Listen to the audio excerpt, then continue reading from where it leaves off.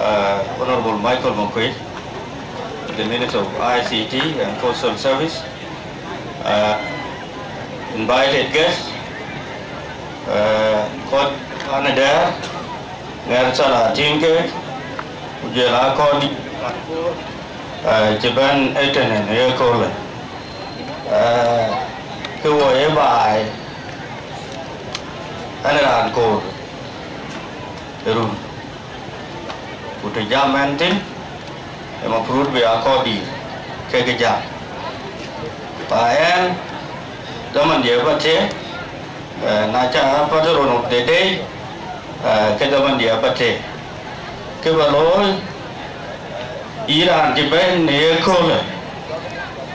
In a bee, a Jan Bafan there, Babio, Banyanting, Kubagalua.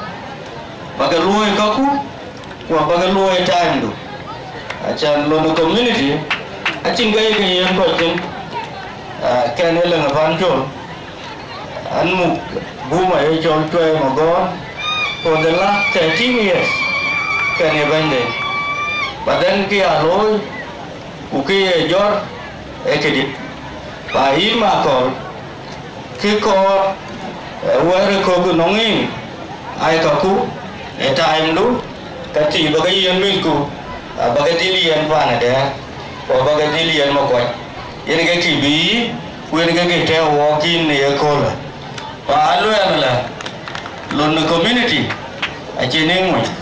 Padahal aje nengan ni pandai. Ini kaki community jo. Ini kau berbala aje ni kena. Ini kau berbala team lu, ini kau berbala kopi na support. Kan ele nhà chăn nuôi ta nhà bắt thế, aku madu, với bà cái gì cho nên cái gì cái sao Sudan 500,000 chẳng view cái gọi, anh bị cô chứ nè, chẳng bị anh đi bị hul cái bị cái belu, với chẳng cái này